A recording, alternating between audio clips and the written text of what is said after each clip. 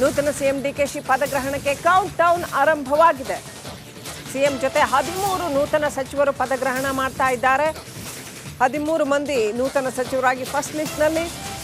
ಸಿದ್ದು ಆಪ್ತರಿಗೆ ಸಿಂಹ ಪಾಲು. ಮೊದಲ ಪಟ್ಟಿಯಲ್ಲಿ ಬಹುತೇಕ ಹಿರಿಯರಿಗೆ ಮಣೆ ಹಾಕಲಾಗಿದೆ. ಕೆಪಿಸಿಸಿ ಅಧ್ಯಕ್ಷ ಕುರ್ಚಿ ಮೇಲೆ ಕಣ್ಣಿಟ್ಟಿದ್ದಂತಹ ಜಾರಕಿಹೊಳಿ ಅವರನ್ನ ಕ್ಯಾಬಿನೆಟ್ಗೆ ತೆಗೆದುಕೊಳ್ಳಲಾಗಿದೆ.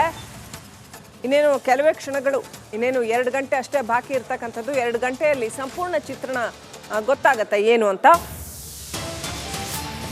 ಯಾರ್ಯಾರು ಇರ್ತಾರೆ ಮೊದಲ ಸುತ್ತಿನಲ್ಲಿ ಈಗಾಗಲೇ ರಿಪಬ್ಲಿಕ್ ಕನ್ನಡ ಆ ಲಿಸ್ಟನ್ನು ಪಬ್ಲಿಷ್ ಮಾಡಿದೆ. ಗೊತ್ತಾಗ್ತಾ ಇದೆ ಯಾರ್ಯಾರು ಇರ್ತಾರೆ ಅನ್ನೋಂಥದ್ದು. ಸೊ ಡಿಕೆಶಿ ಪದಗ್ರಹಣಕ್ಕೆ ಕೌಂಟ್ ಡೌನ್. ಮೊದಲ ಪಟ್ಟಿಯಲ್ಲಿ ಬಹುತೇಕ ಹಿರಿಯರಿಗೆ ಮಣೆ ಹಾಕಲಾಗಿದೆ. ಅಚ್ಚರಿಯ ಹೆಸರು ಅಂತ ಯಾವುದೂ ಇಲ್ಲ. ಯತೀಂದ್ರ ಅವರದ್ದನ್ನು ಕೂಡ ಎಕ್ಸ್ಪೆಕ್ಟೆಡ್ ಆಗಿತ್ತು. ಅದು ಬಿಟ್ಟರೆ ಉಳಿದಂತೆ ಹಿರಿಯರಿಗೆ, ಅನೇಕ ಹಿರಿಯರಿಗೆ ಯುಟಿ ಖಾದರ್ ಅವರು ಇನ್ನಾಗಿದ್ದಾರೆ. ಜಮೀರ್ ಅವರ ಹೆಸರಿನ ಬದಲಾಗಿ ಯುಟಿ ಖಾದರ್ ಅವರ ಹೆಸರಿದೆ. ಜಮೀರ್ ಅವ್ರಿಗೆ ಸಿಗೋದಿಲ್ಲ ಅನ್ನೋದೇ ಇತ್ತು. ಸೊ ದಾವಣಗೆರೆ ಎಲೆಕ್ಷನ್ನ ಪ್ರಭಾವ ಏನಾದರೂ ಬೀರಿದೆಯಾ ಅನ್ನುವಂಥದ್ದು. ಅದಷ್ಟು ಬಿಟ್ಟರೆ ಭಾರಿ ಮೇಜರ್ ಚೇಂಜ್ ಅಂತ ಏನೂ ಕಾಣ್ತಾ ಇಲ್ಲ. ಫಸ್ಟ್ ಲಿಸ್ಟಲ್ಲಿ ಬಹುತೇಕ ಹಿರಿಯರಿಗೆ ಮಣೆ ಹಾಕಲಾಗಿದೆ. ಜಾರಕಿಹೊಳಿ ಅವರನ್ನು ಕೂಡ, ಸತೀಶ್ ಜಾರಕಿಹೊಳಿ ಅವರನ್ನು ಕೂಡ ಕ್ಯಾಬಿನೆಟ್ಗೆ ತಗೊಂಡಿದ್ದಾರೆ. ಹಾಗಾದರೆ ಕೆಪಿಸಿಸಿ ಅಧ್ಯಕ್ಷರನ್ನಾಗಿ ಮಾಡ್ತಾರಾ ಇಲ್ವಾ ಅನ್ನೋದು ಈ ಕ್ಷಣದ ಕುತೂಹಲ.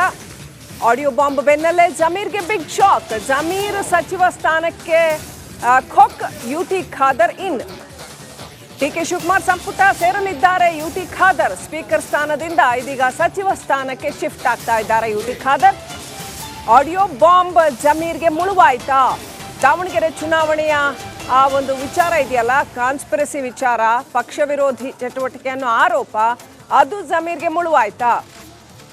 ಸಿದ್ದರಾಮಯ್ಯ ಆಪ್ತರು ಬಹುತೇಕರೇ ಇದ್ದಾರೆ ಫಸ್ಟ್ ಲಿಸ್ಟಲ್ಲಿ. ಸಿದ್ದರಾಮಯ್ಯ ಆಪ್ತರಿಗೆ ಸ್ಥಾನ ದೊರಕಿಸಿಕೊಡುವಲ್ಲಿ ಸಿದ್ದರಾಮಯ್ಯ ಸಂಪೂರ್ಣ ಯಶಸ್ವಿಯಾಗಿದ್ದಾರೆ. ಆದರೆ ಜಮೀರ್ ಹೆಸರು ಇಲ್ಲ ಅದರಲ್ಲಿ. ಬದಲಾಗಿ ಯುಟಿ ಖಾದರ್ ಇನ್ ಆಗಿದ್ದಾರೆ. ಸ್ಪೀಕರ್ ಸ್ಥಾನವನ್ನು ಬಿಟ್ಟು ಸಚಿವ ಸ್ಥಾನಕ್ಕೆ ಶಿಫ್ಟ್ ಆಗ್ತಾ ಇದ್ದಾರೆ. ಹಾಗಾದರೆ ಜಮೀರ್ಗೆ ದಾವಣಗೆರೆ ಎಲೆಕ್ಷನ್ ವಿಚಾರ ಬೂಮರಾಂಗ್ ಆಯ್ತಾ, ಉಲ್ಟಾ ಹೊಡಿತಾ?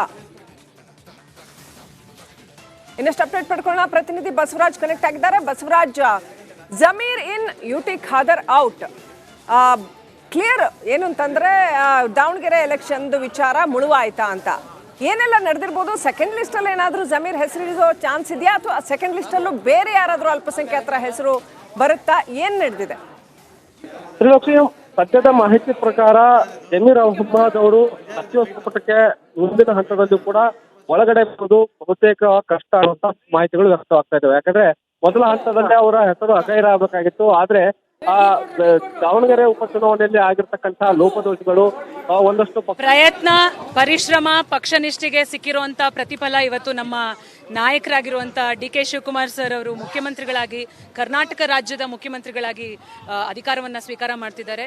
ನಮ್ಮಂತ ಎಷ್ಟೋ ಜನ ಯುವಕರಿಗೆ ರಾಜಕಾರಣದಲ್ಲಿ ಅವಕಾಶವನ್ನ ಮಾಡಿಕೊಟ್ಟು ರಾಜಕಾರಣಕ್ಕೆ ತಂದು ಬೆನ್ನು ತಟ್ಟಿ ಶಕ್ತಿಯನ್ನ ತುಂಬಿ ಮುಂದೆ ನಡಿಲಿಕ್ಕೆ ಸಹಾಯ ಮಾಡ್ತಿರುವಂತ ನಮ್ಮ ನಾಯಕರು ಇವತ್ತು ಪದಗ್ರಹಣ ಮಾಡ್ತಿರೋದು ರಾಜ್ಯದ ಮುಖ್ಯಮಂತ್ರಿಗಳಾಗಿ ಬಹಳ ಸಂತೋಷ ಆಗುತ್ತೆ.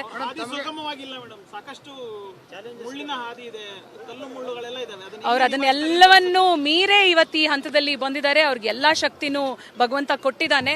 ನನ್ನನ್ನು ಕೂಡ ರಾಜಕಾರಣಕ್ಕೆ ಇವತ್ತು ನಾನೇನಾದ್ರೂ ರಾಜಕಾರಣದಲ್ಲಿ ಇದ್ದೀನಿ ಅಂತಂದ್ರೆ ಅದಕ್ಕೆ ಕಾರಣ ಡಿಕೆ ಶಿವಕುಮಾರ್ ಸರ್ ಅವರೇ. ನಮ್ಮನ್ನ ರಾಜಕಾರಣಕ್ಕೆ ಕರ್ಕೊಂಡು ಬಂದಾಗ ಅವ್ರು ಹೇಳಿದ್ ಒಂದೇ ಮಾತು, ಅವ್ರು ನನಗೆ ಹೇಳಿದ್ದು, ಅನಿವಾರ್ಯ ಆಗೋವರೆಗೂ ಕಷ್ಟಪಟ್ಟು ಕೆಲಸ ಮಾಡಿ ಅಂತ. ಸೊ ಅದನ್ನೇ ನಾವು ಕೂಡ ಮುಂದೆ ನಡೀತಾ ಇದ್ದೀವಿ. ಅವರಿಗೆ ಭಗವಂತ ಇನ್ನೂ ಹೆಚ್ಚಿನ ಶಕ್ತಿಯನ್ನ ಕೊಡ್ಲಿ, ನಮ್ಮ ಕರ್ನಾಟಕ ರಾಜ್ಯ ಮತ್ತಷ್ಟು ಎತ್ತರಕ್ಕೆ ಬೆಳಿಲಿ ಅಂತ ಆಶಿಸ್ತೇನೆ. ಖಂಡಿತವಾಗ್ಲೂ ನಮ್ಮ ನಾಯಕರು ನನಗೆ ರಾಜಕಾರಣದ ಗುರುಗಳು. ಅವ್ರು ಪಟ್ಟಿರುವಂತ ಅವರ ಹಾದಿ ಏನಿದೆ, ಹೋರಾಟದ ಹಾದಿ ಇಂದ ಬಂದಿರುವಂತವ್ರು. ಅವರು ಒಂದಲ್ಲ ಒಂದೇ ಸಹ ರಾಜ್ಯದ ಮುಖ್ಯಮಂತ್ರಿಗಳಾಗಬೇಕು ಅಂತ ಇತ್ತು.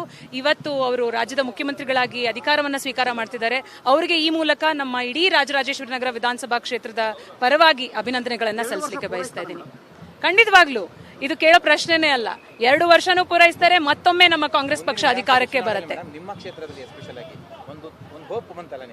ಅಲ್ಲ, ನಮ್ಗೆ ಕಾಂಗ್ರೆಸ್ ಸರ್ಕಾರ ಅಧಿಕಾರಕ್ಕೆ ಬಂದಾಗ್ಲಿಂದಲೂ ಕೂಡ ನಮಗೆ ಶಕ್ತಿಯನ್ನ ತುಂಬ್ತಾ ಇದ್ದಾರೆ. ಖಂಡಿತವಾಗ್ಲೂ ಮುಂದಿನ ದಿನಗಳಲ್ಲೂ ಕೂಡ ನಮಗೆ ಮತ್ತಷ್ಟು ಶಕ್ತಿ ಹೆಚ್ಚಾಗಲಿದೆ ಅನ್ನೋದು ನನ್ನ ಅಭಿಪ್ರಾಯ. ನೋಡಿ, ಏನ್ ನಮ್ಮ ಸರ್ಕಾರ 2.5 ವರ್ಷಗಳಿಂದಲೂ ಕೂಡ 3 ವರ್ಷಗಳಿಂದಲೂ ಕೂಡ ಬಹಳಷ್ಟು ಒಳ್ಳೆಯ ಕಾರ್ಯಕ್ರಮಗಳನ್ನ ನೀಡ್ತಾ ಬಂದಿದೆ. ಸೊ ಅದನ್ನ ಮುಂದುವರಿಸಿಕೊಂಡು ನಮ್ಮ ಡಿ.ಕೆ. ಶಿವಕುಮಾರ್ ಸರ್ ಅವರು ಮುಖ್ಯಮಂತ್ರಿಗಳಾಗಿ ಏನೆಲ್ಲ ಯೋಜನೆಗಳನ್ನ ಇಟ್ಕೊಂಡಿದ್ದಾರೆ ಕರ್ನಾಟಕ ರಾಜ್ಯಕ್ಕೆ, ಅವೆಲ್ಲವನ್ನೂ ಕೂಡ ಈಡೇರಿಸಲಿ ಅಂತ ನಾನು ಆಶಿಸ್ತೇನೆ. Thank you.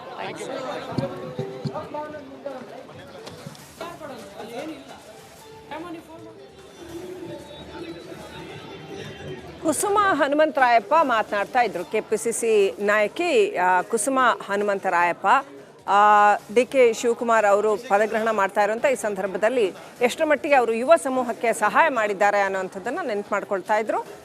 ಬಹಳ ತಮ್ಮ ಸಂತೋಷವನ್ನು, ಅಭಿನಂದನೆಗಳನ್ನು ವ್ಯಕ್ತಪಡಿಸ್ತಾ ಇದ್ರು. ನೂತನ ಸಿಎಂ ಪದಗ್ರಹಣಕ್ಕೆ ಕೆಲವೇ ಗಂಟೆಗಳು ಬಾಕಿ ಇರ್ತಕ್ಕಂಥದ್ದು, 2 ಗಂಟೆನೂ ಇಲ್ಲ.